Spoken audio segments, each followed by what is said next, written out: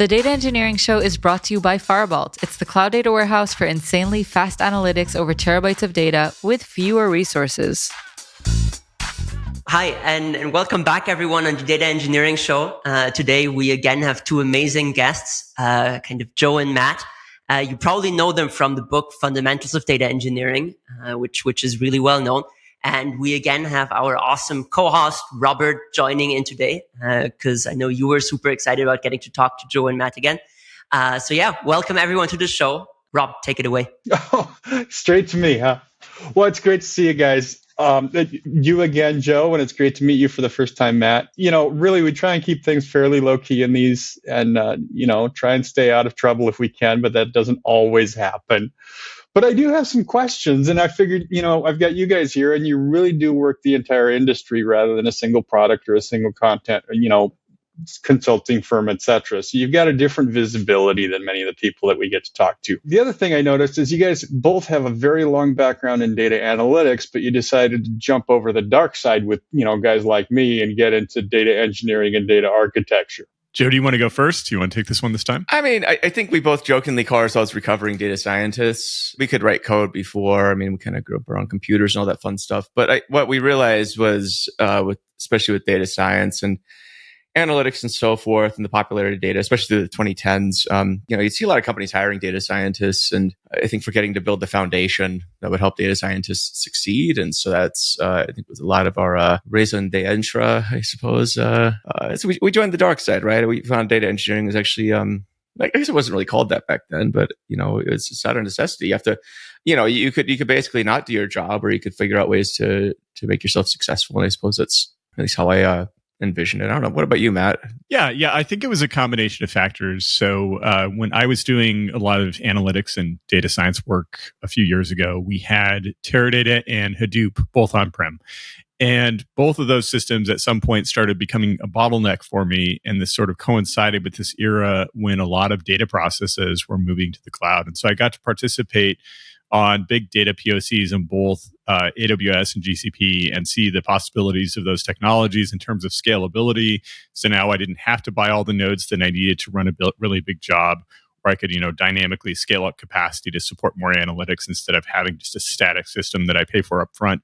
And so that's kind of what pulled me over to the engineering side, is seeing the possibilities of those tools and how those could support analytics and data science. And so both Joe and I are familiar with on-prem systems, and we do trainings around those as needed where companies have a need for those. But I think our real emphasis too is the possibilities of the cloud and scalability, et cetera, and how those really, when we say we're recovering data scientists, it's not out of disdain for data science. It's rather out of the possibilities that data engineering can bring to machine learning, data science, and analytics. If it helps any, recently I got to use the phrase recovering architect for the first time in 20 years. I'm not the architect of anything. I'm not an integration architect. I'm not a solution architect. I'm not even a data architect anymore. So I'm recovering as well. I make, touch base with you later on notes on how to get through this transition.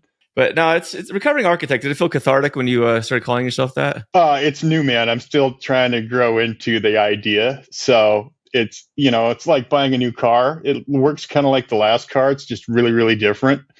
We'll figure it out. The recovering title sort of has a new car smell to it too for a bit, and it wears off. Yeah, give it time. Okay, so I do have some of those tendencies. You got me there already. Maybe that's part of why I'm looking to walk away from that title. Speaking of, you bring up the term curmudgeon, and this may touch a little bit on that. We've been through some stuff in the data industry. You and I, we're of similar vintage. We've seen some things. I'd like to think we're kind of coming off that whole big data thing, and we're strategically shifting as an industry. So we're, phrases are popping around, things like we need to deliver value, for instance. We've seen this a lot lately. Now, I like to think I've been delivering value for a lot of years in different ways, different methods, because my job as a data architect is to get as close to the customer's experience as possible and truly try and influence, reach out from my little data pit to make that happen. Where do you guys kind of see this going in the upcoming year or two, 5? I don't know, Matt. You're writing a book on data value. You should speak on this. Yeah, I like what you say about getting really close to the customer. I think in terms of delivering value, that's one of the main channels is like really connecting with the customer. And I think that's where we've seen a lot of really exciting work in data recently. It's also getting close to supply chain. It's getting close to the C levels. It's getting close to all the goals of your business, right? And actually try and deliver value in those areas. I think where we saw data science, big data engineering go astray over time is the kind of gee whiz aspect of technology and new domains, right? So data science craze a few years ago, everyone wanted to be a data scientist. Companies wanted to hire data scientists, but that customer focus was often lacking. So it's just like, oh, what cool thing can I do with Kaggle data?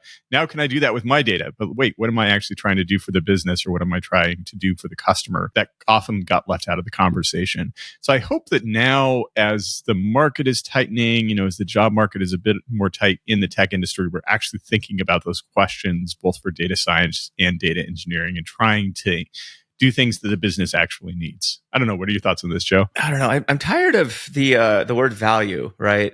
And sorry that you're writing a whole book on this, but I was talking to, I think, Malcolm Hawker yesterday, and he asked me about business value. And I said, if I keep hearing this or reading this on LinkedIn, I'm probably going to jump off a bridge pretty soon. It's just, we've been talking about the same stuff for decades now, right, Rob? And it's like, it's the same. I mean, I feel like I'm just like an old folks home where they just keep talking about the same old war stories over and over again. And it's, and I just hope that we can move past this. I mean, my dream actually is that we just stop talking about data, right? And that's, I think, when you finally delivered value is when you don't have to acknowledge it, because you're just delivering it. You don't have to like rant about it, like, hey, I'm delivering value. Because it's like, if you have to scream that far, scream that loud from the rooftops, and I think that there's an inverse correlation to the amount of data or value that you're probably delivering, in my opinion. I mean, you don't see your accountant saying, oh, I deliver value, right? They just do books, and then your books are done. That's pretty easy. And I just hope, over the next few years, I just hope that, data becomes a lot more silent, right? And I wrote about this in one of my blog posts where I said it's, stop using the word data when you're talking to the business. I think that's, if we can reach that goal, or reach that ideal where data sort of, it just happens and we're just delivering whatever value we say we're delivering, then I think that's a win. If that happens in the next 5 years, super duper. Now, I do feel we are at sort of an interesting moment as an industry, right? There's a lot of attention being paid to things like AI now. AI sort of jumped the shark. If we're ever going to get anything right in this industry, now's the time to do it. We don't have this opportunity that often, where things like data quality, governance, management, all these enterprisey things are suddenly like, you need to get these things right for AI to work. And my concern is, if we can't get this right, when are we going to get it right? Yeah, and that's the question, right? Can we do something different this time, or are we just going to repeat history again and again, as we have with every new data fad? I mean, I was joking with somebody, I think it was Malcolm's post too. He posted something about like large language models and data governance. And at this point, I'm kind of like, whatever Hail Mary you need to do to make data governance work, go for it. Because I think at this point, like, we keep trying to do the same stuff over and over again. And it's a definition of insanity, really. The success rate on these kinds of projects it's not that great. So, I mean, I'm hopeful that we can finally figure things out. But, we'll see. You raise an interesting issue there, because when I jumped into the data warehouse world way back in the day, the success rate on data warehouse projects was dismal, 10, 15% tops. It just didn't happen. I'm looking at the world today, and you do bring up something interesting, Joe, are we that much better today? Well, 10, 15%, so that's 85, 90% failure rate, right? Yeah. According to whatever criteria. And those are the stats that Gardner always throws out, and all the other pundits, so. Well, that's not hopeful. You just need to move the goalpost for what success looks like. You're suddenly just killing it. So I don't know, but you're absolutely right. I mean, walk me through this, Robert. I mean, back in the day when you got into the industry, whenever that was, data warehousing, what were some of the contributing factors to success and failure back then? I can't speak for the entire industry because I was so busy in my own project that's all I could see. I put blinders on because it was such a pain. We did really well. It was just a really big project. I got through in because I had somewhat of a background in process management, and that married really well with the business that we were managing. So I could take that process management background, marry it with the wonderful things I learned from Bill Inman and company through reading, and start to build out structured, strong data warehouses that met the business's needs. So when I started, really what I was looking at was the outcomes. Everybody talks about all kinds of things like models and structures and streaming and whatnot, and the customer doesn't care. All the customer cares about is they get what they want on time with high quality and that we can do it repeatedly. That's where I set my sights with that project is, okay, I'm going to map out everything that touches a customer in this company. And that's all sorts of things, whether that's customer service calls or product delivery or any of these things. So I map out these processes and then I apply those same 4 basic metrics to it. Did it happen on time? What's the backlog? What's the volume? What's the rate? It's a very boring mathematic process. But since it was so business process oriented rather than technology oriented, it gave me a lot of latitude within the warehouse itself to adjust things like software and hardware. Nobody cares. We just need to hit these, these things. So that was the goal way back then. And it continued to be that way, at least in my world, for at least another decade. Things went a little silly for a while. I like to think we're slowly trying to scratch that back. Because if I can deliver on those things, then the customer's happy. The business has no choice but to succeed. Now, it's not going to happen overnight. The company will improve performance 3% per month forever. But if I can get them on that path, I've got at least a path to success. Does that answer your question, Joe? Yeah, it's interesting. I wrote a blog post a couple of weeks ago too about, we have no shortage of great tools at this point in time. I think we sort of have too many great tools. Actually, it's almost a paradox, right? But even amidst this embarrassment of riches, as Matt's always fond of saying, why is it that we still, we're still troubled?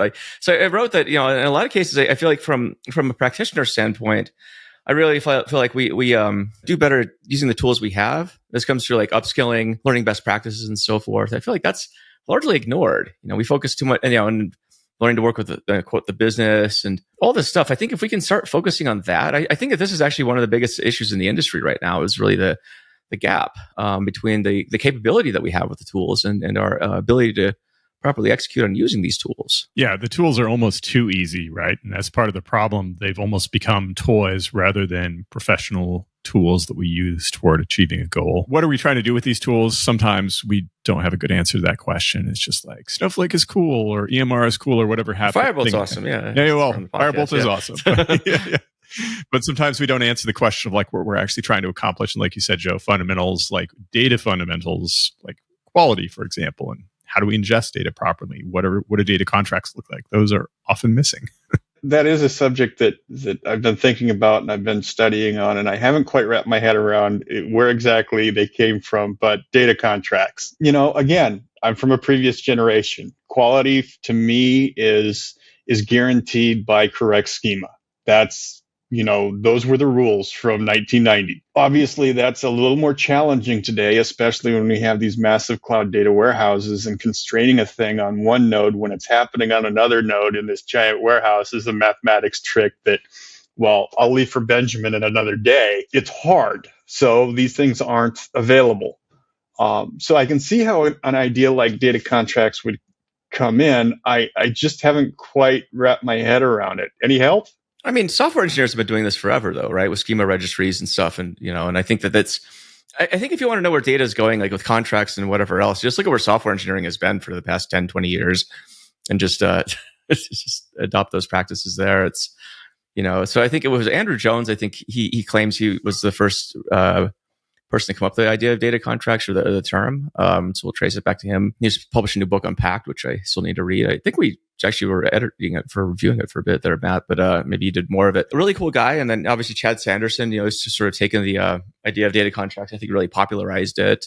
He's built a big community around that whole idea and data quality. So, but it was interesting, one of my software engineering friends, she was at a conference listening to talk on data contracts, and she was laughing the entire time. She's like, "This is sad. Like we've been doing what's new about this? We've been doing this stuff for forever.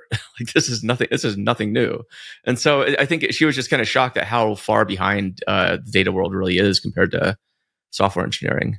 So I thought that was really interesting. And maybe this is another artifact of a previous subject we were discussing. If I'm not reaching out to the customer, if I don't live in the customer's world, how am I going to understand what some dev team is doing with some application? I mean, the last blog post I had last week, it's the dev and data divide, and I have this picture that I like to show. It's dev on the left, data on the right, and it's crap flows downhill to put it more euphemistically, but that's kind of how it is. It's a one-way street typically right now, right? Data's on the receiving end of a lot of stuff, and hopefully that changes, especially as we start developing more quote data products, and the feedback loop goes back to the dev side now. To me, it's an artificial divide.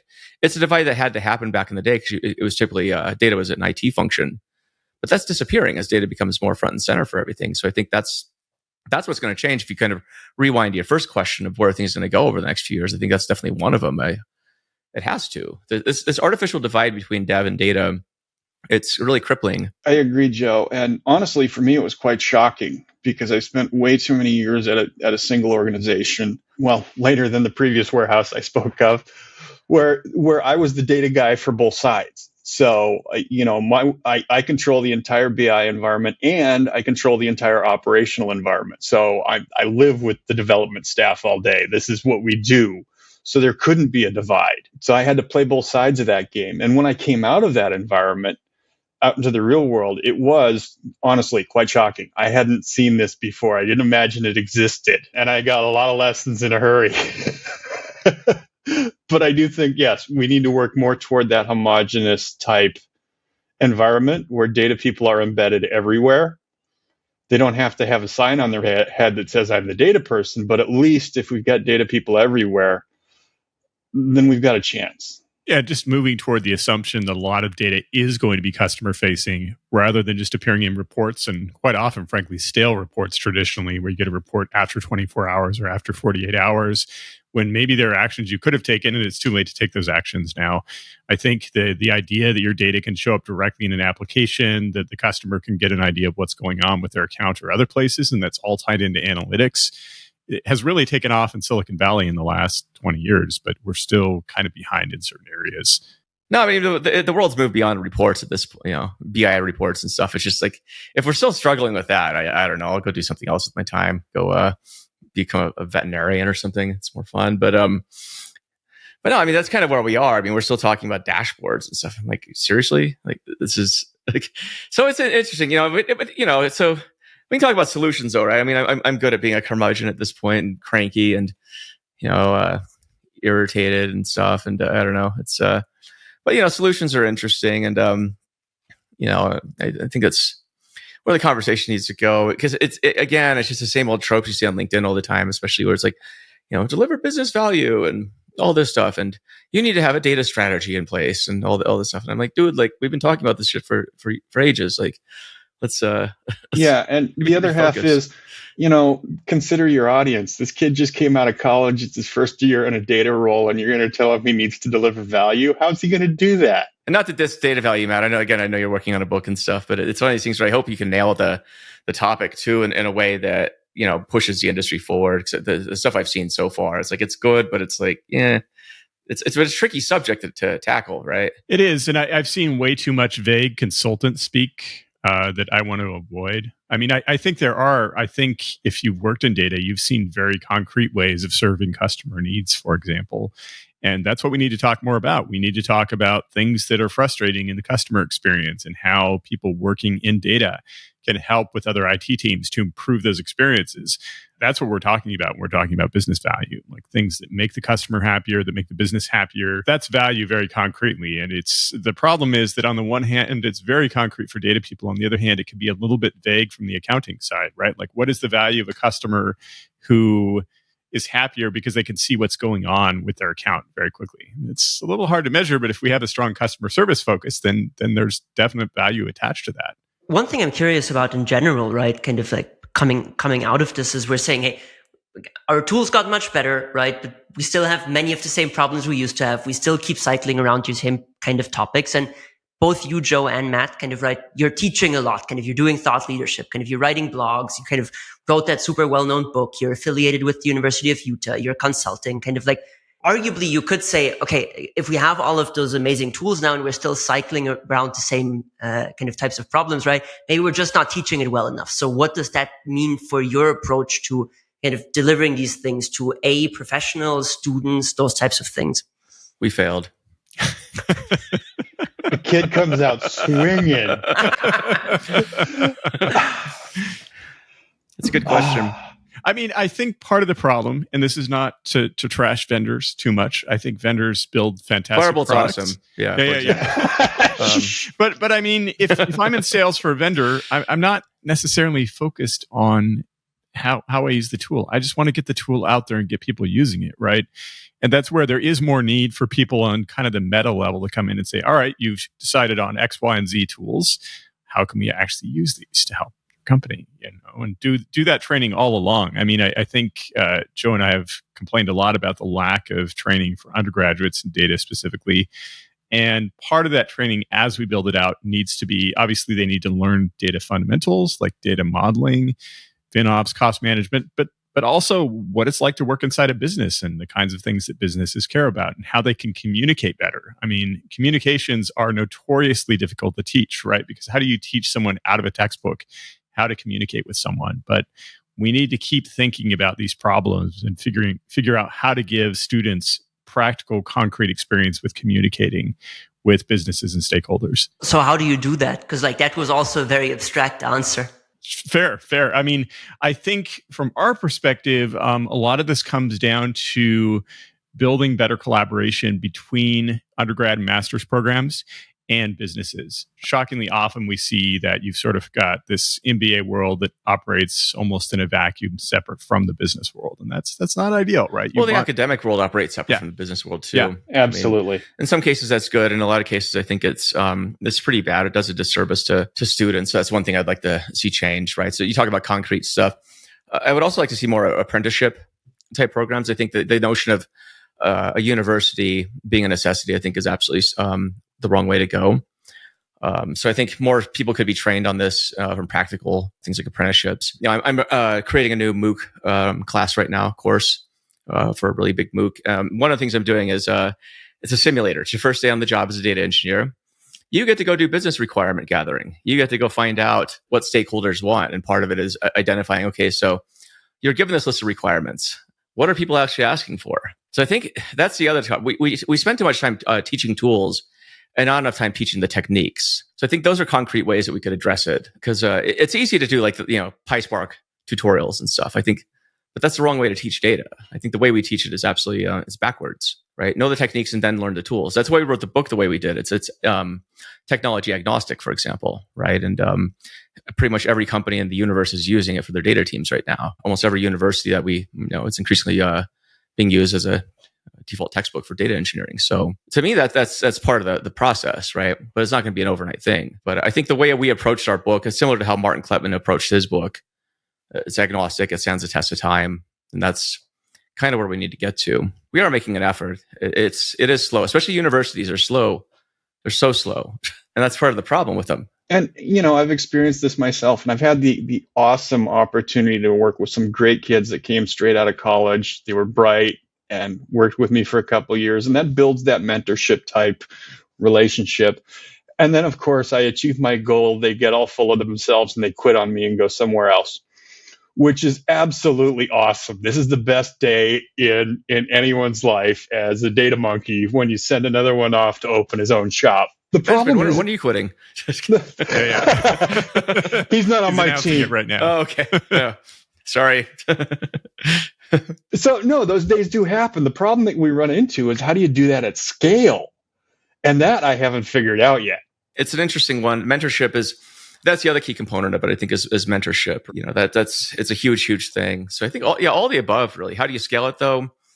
I don't know. Because mentorship is inherently kind of a one-to-one type thing. So it's yeah. And a lot of people don't want to be mentors, for example. Yeah, it's work. So there's that. It's an interesting one, though, but it is something that Matt and I think a lot about. I mean, we're both educators, and I think, we did our small contribution to the universe with our book, and we're writing new books. But, books will only take you so far, right? This is very much a practice-oriented field. Right. You do have to be out in the pits doing the job, and that's hard to explain. There's a million things you'll get hit with on any given day as a data guy that are not in the books anywhere. And, the other thing that I'm really, you've heard me or you've seen me write it, Joe. data is not a technical game. It's a social club. It really is. I need to know everything that's going on in my team, in other teams. I need to keep that socialization going, or I can't achieve the technical solutions. And that I don't think is coming out of college. It'll be interesting. But, we were talking yesterday with Holland Nelson about this. It was the rare opportunity. We were doing a podcast with her, and rare opportunity of 3 math nerds, 3 professors, 3 O'Reilly authors in one podcast. So we were talking about the idea of tenure, really, and it's a double-edged sword for that, because like tenured professors, on one hand, it's great. It allows you the academic freedom and the psychological safety to pursue your work. On the other hand, I think it also provides incentives not to do things in the student's interest. I've seen this happen where some professors in data programs especially won't update their stuff because it's, too much work. Or maybe they have other things going on. So these students are learning outdated stuff like this, Hadoop and all this other crap. I'm just like, why are you teaching this? This has nothing to do with reality at this point. But that's what it is. Yeah, and it's tough to stay current, and it's tough to find people from business who want to teach as well. I mean, if you have a job in data, you're very busy and you're probably well compensated for your time, and so teaching is almost a charity exercise. Maybe isn't, but especially adjuncting. Dear God, yeah. It's like the worst job in the universe. It's the best and worst job. You've done it before? I have not. Okay. Though I have been involved in a number of K-12 tech institutions, and it's the same game. Yeah, I will say the best talk I gave this year, though, was at my 6th grade, or my kids' 6th grade class. We talked about AI, and that was really fun. So I think teaching younger kids is almost easier than teaching college in some ways, because they're just more fun to talk to, for one. But I think but it's an interesting one. I think there's a lot of anti-patterns established at this point, though, and how you could probably improve on with respect to teaching. But to me, this is the crux in the industry right now. Like, again, we have all the tools in the universe.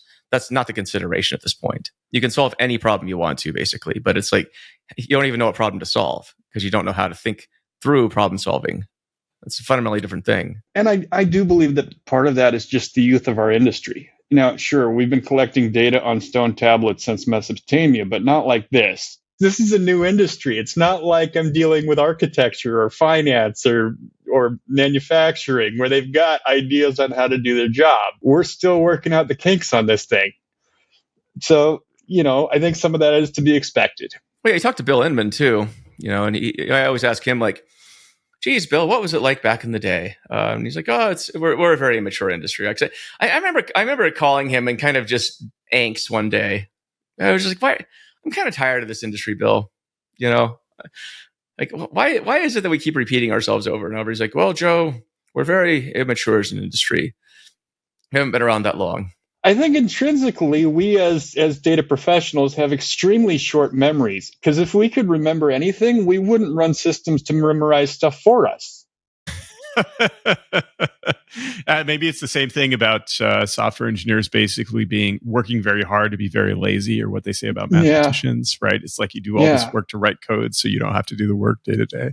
Yeah. I don't know. When you talk to people like Bill, though, who's been around, I mean, in my opinion, he is the industry. He kind of helped, he's the godfather of the data industry. And so, but he'd been programming since 1960, I think. So that's a long time. That's basically stone tablets at that point, or punch cards, which are basically the same thing. So he convinced me to stick around.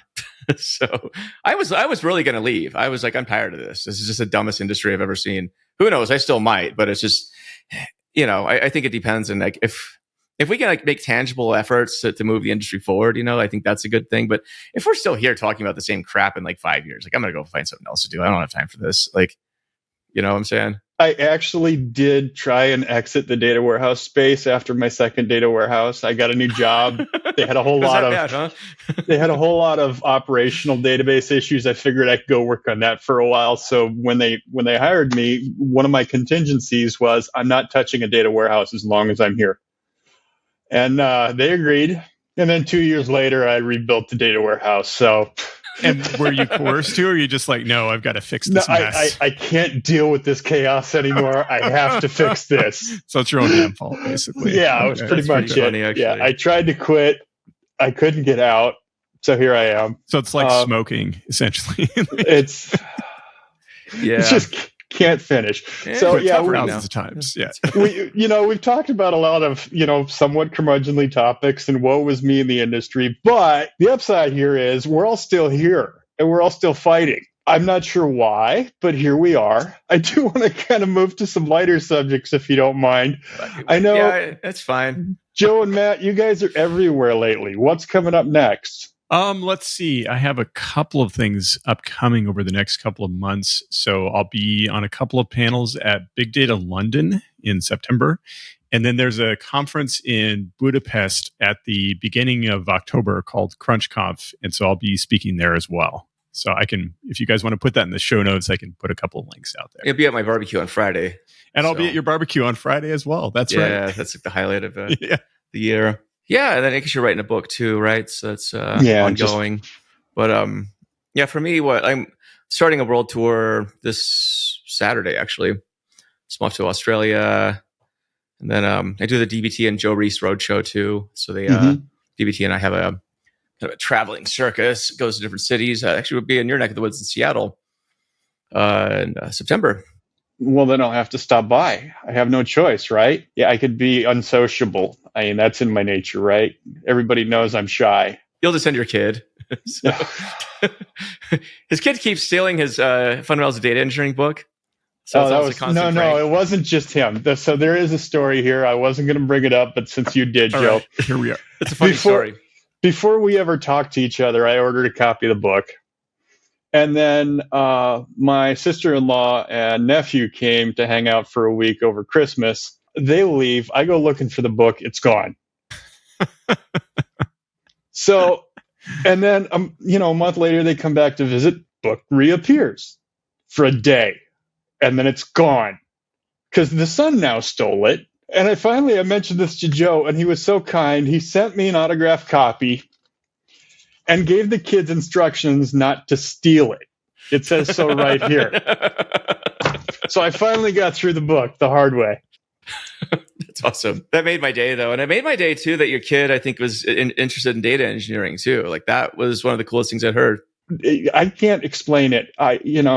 He's seen me go through an entire career of pain and misery, and then he's decided he wants to do the same. I don't suggest it, but what am I going to do? He's soon an adult. I can't stop him. So it's like that old '80s anti-drug, drug ad. The parents who use drugs have to use drugs. Yeah, I learned it from you, Dad. I learned it from you. And my childhood. There's some really attractive things about this industry. So I'm not going to tell him no. But I am going to be there, the day when he falls into the industry trap, the consulting trap, and tell him I told you so. That's a guarantee. So he's off to school here in a couple of weeks. He goes off to be on his own in a computer science program, and we'll deal with the rest later. That's cool. That's pretty awesome. Yeah. So I think, the book has impacted kids. It's awesome. Other stuff I'm working on, I got a course for O'Reilly coming out. It's a mini course. It's just basically the greatest hits of the book. It's like not that long of a course. It's and then I can't announce it yet, but it'll be a big announcement in November for something I'm working on. Then I got a new book too on data modeling that it should have been done by now, but I think a few things.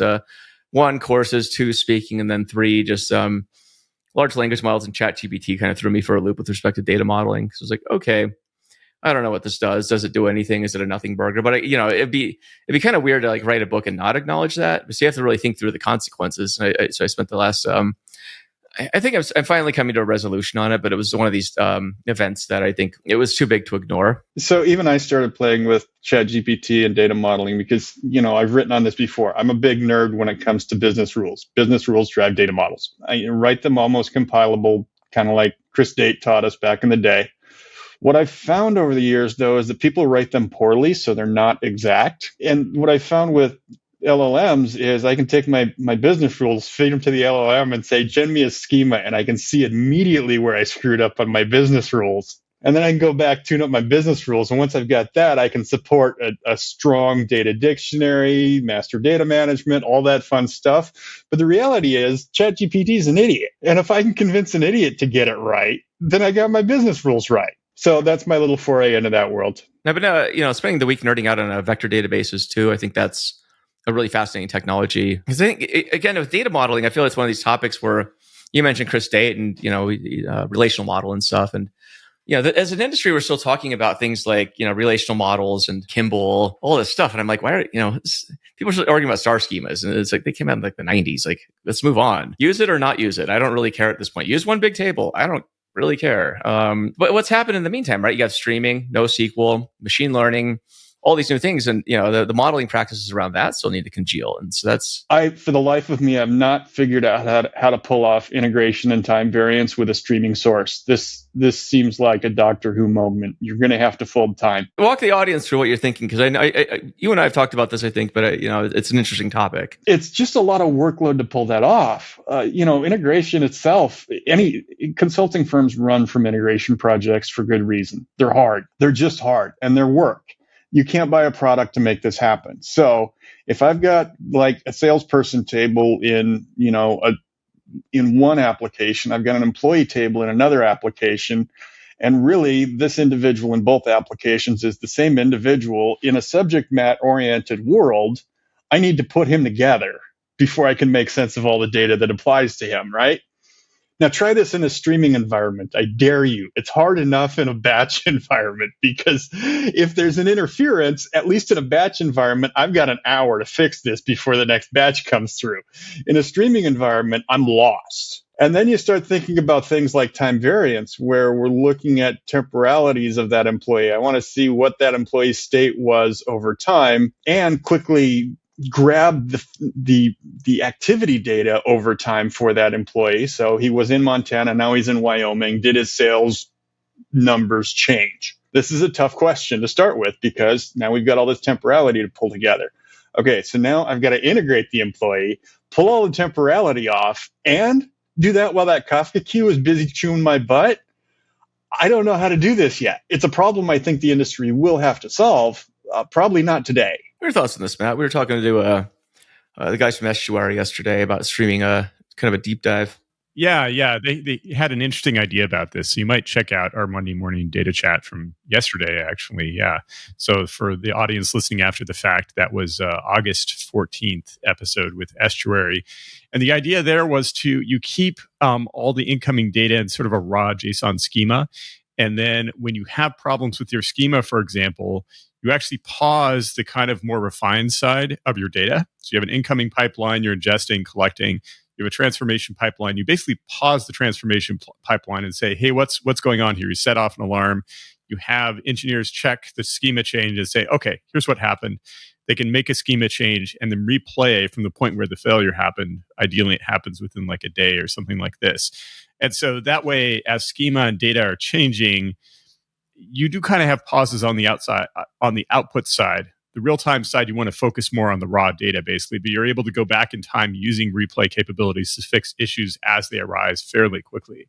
And the idea is to make this as agile as possible so you don't accumulate several problems before you fix them. You're very operational with your fixes. So really, too, I mean, if you talk about bounded and unbounded time as well, right? I mean, that should solve the temporality problem. If you're keeping an append-only log, for example, right? It's just inherently it should be there unless you have late arriving data, in which case, you just said need to know like when did the event happen and when did I get it, right? So by temporal, tritemporal would be like, what did I do with it? But that's a different subject. But yeah, it's in theory it should be easier with streaming, but in practice, I don't know. We'll see. That's not where I'm not seeing it as easier yet. I'm sure, if we mature a little bit again as an industry, we'll figure it out. But right now, it'll have to happen though. It has to happen. It absolutely does. I mean, Matt and I predicted this in our book. We call it the live data stack. And it's really the feedback loop between applications and events and analytics and data and machine learning. That feedback loop shrinks. Actually, yesterday we were talking about how this might actually bridge the dev and data divide too. Because if you can shorten the time between working with devs, the feedback loop is there. In which case you have to collaborate. It's a forcing function. So exactly. And one of the things that may help there is isolation of some of these ideas. Historically, we had operational data stores as part of our BI environment, where we could grab operational data from operational applications, bring it into that operational data store to co-locate it, and sometimes apply temporality there, but we wouldn't do integration in that place. And that can really accelerate that communication between dev and the BI space, because this becomes our DMZ. What you guys do over there, you do over there. What we do over here, we do over here. And we're going to discuss what's going on in this operational data store as a negotiation. And that helped a lot. The problem is making that jump from an operational data store to a real data warehouse. That's hard to do in streaming. I don't know quite how to do that yet. I'm working on it. I think Druid does a pretty good job at this, but it kind of changes, I think, the nature of what we might consider data warehousing as well. It's still analytics, but maybe it doesn't. In some ways it fits Bill's original definition. In other ways, you're probably gonna have to morph it a bit too, just because out of necessity. Or break it out into smaller structures that, like I said, make more sense, or leverage the physical stuff underneath. But I think there's opportunity there, as opposed to our previous conversations where we were all grumpy. I think there's we think we can actually make progress here. Yeah. Well, that was kind of random. It's great. I like random conversations. But no, it's fun. Yeah, that's all of Matt and I's conversations are just super random, but happens. I don't know. When we get on podcasts, for example, right? We don't ever have scripts. Right. Yeah. And I know, and if people want scripts, I usually tell them I don't want a script. Like, do not have a script, because it's No, we've had this discussion, Joe. Yeah. But this is what you get. You get kind of a meandering, cranky guy fest here, and just except for Benjamin, he's smiles too much. Sorry, maybe in 10, 20 years, I'll smile less. Yeah, turn that frown upside down. Be more bitter. Yeah. Yeah, just give it time. Perfect. So, I think that's an awesome conclusion to the episode. Just be more bitter. Joe, Matt, I'll work on that. Thank you so much for joining today. It was great having you on the show. See you around. I feel like we're being kicked out.